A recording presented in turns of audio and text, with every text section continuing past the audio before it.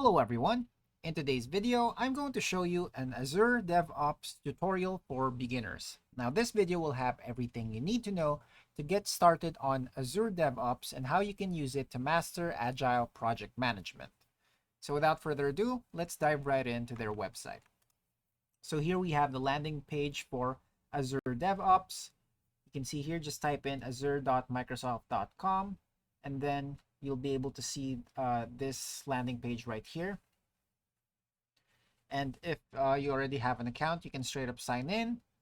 This is tied with your Microsoft account. So if you already have an existing one, then you can use that, or you can also start free manually or start free with GitHub. So basically, once you follow the prompts to signing up for a free trial, then you'll be able to see this dashboard right here.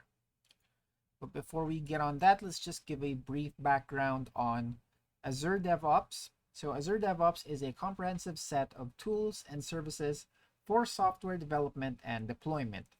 It supports the entire software development lifecycle, including planning, development, testing, deployment, and monitoring.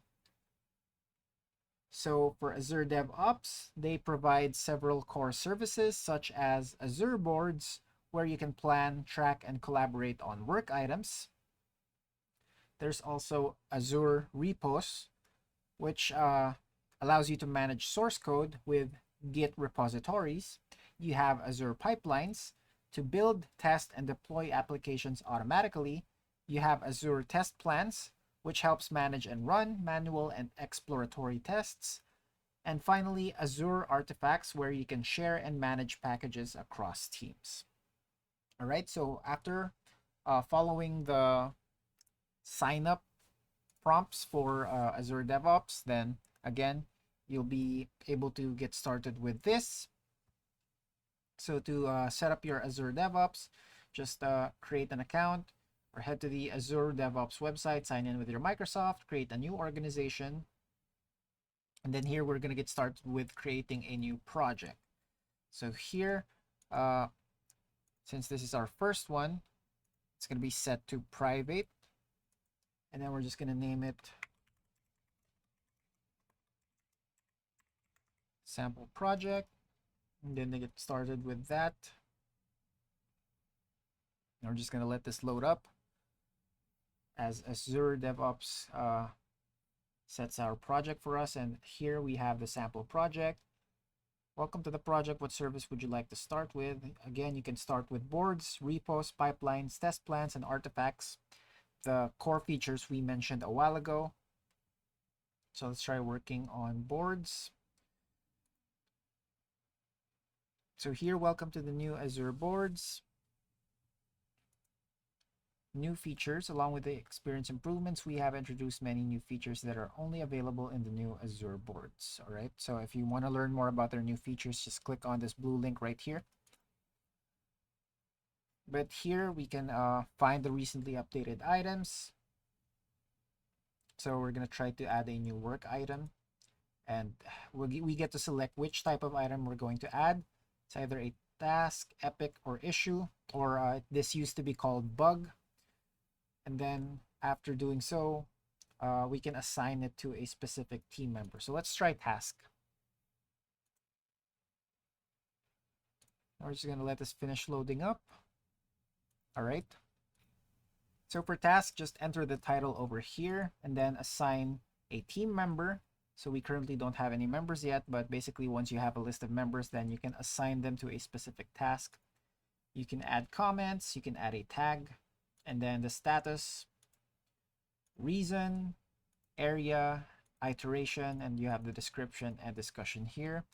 You have the planning here for priority level, activity, so whether it's for deployment, design, development, documentation, requirements, or testing. And then remaining work, an estimated amount of work remaining to complete this task. All right. You can also add a link here. You can link an Azure repos, commit, pull request, or branch to see the status of your development. You can also create a branch to get started. Then to track releases associated with this work item, you can head to releases and turn on deployment status reporting for boards in your pipelines options menu. All right, so that's it for adding a task under work items. Let's try to head back. Now we're not going to save anything since we didn't fill it out. Let's try adding a new issue or bug.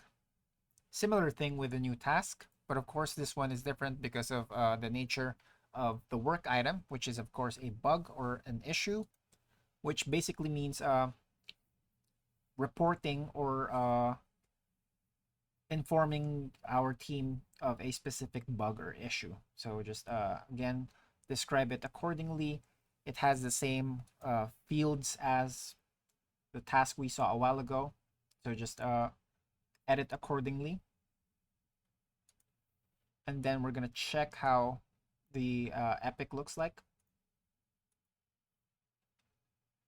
All right, so for the new epic here, again, same thing. You can add a link here. Same fields, basically. So that's how you add work items. Discard changes. All right, so now let's try setting up backlogs and sprints.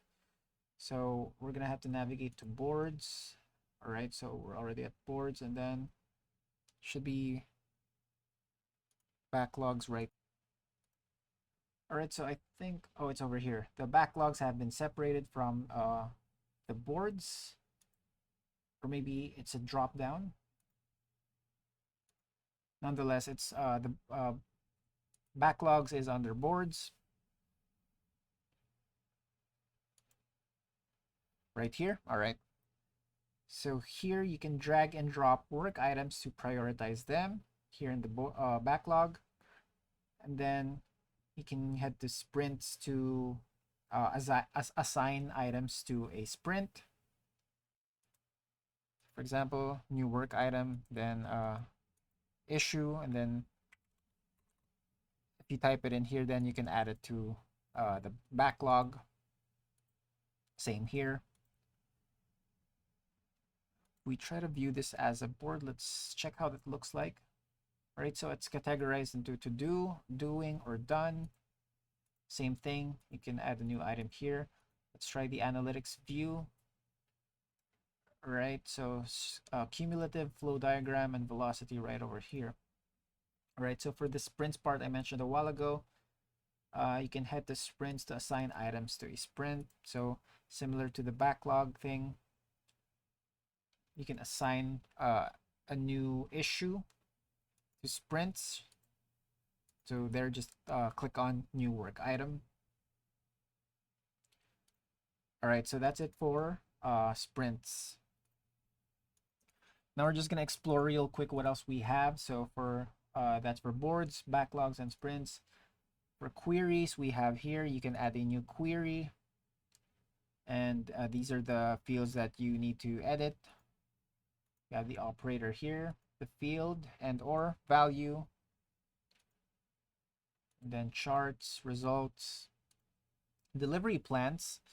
If you want to create a new delivery plan, just click here and then fill in the necessary details. So a delivery plan shows you when work will be delivered across your teams. The plan overlays each team's sprint onto a familiar calendar view. You can view multiple backlogs and multiple teams across your whole organization. And for the analytics views, boards only, right here. Analytics views let you create filter views of simple boards data for Power BI reporting. For help on reporting in Power BI, you can click here. Basically, that's the analytics views. You have the repos here, pipelines, test plans, and artifacts. And that's it for today. Thanks for tuning in, and I'll see you next time.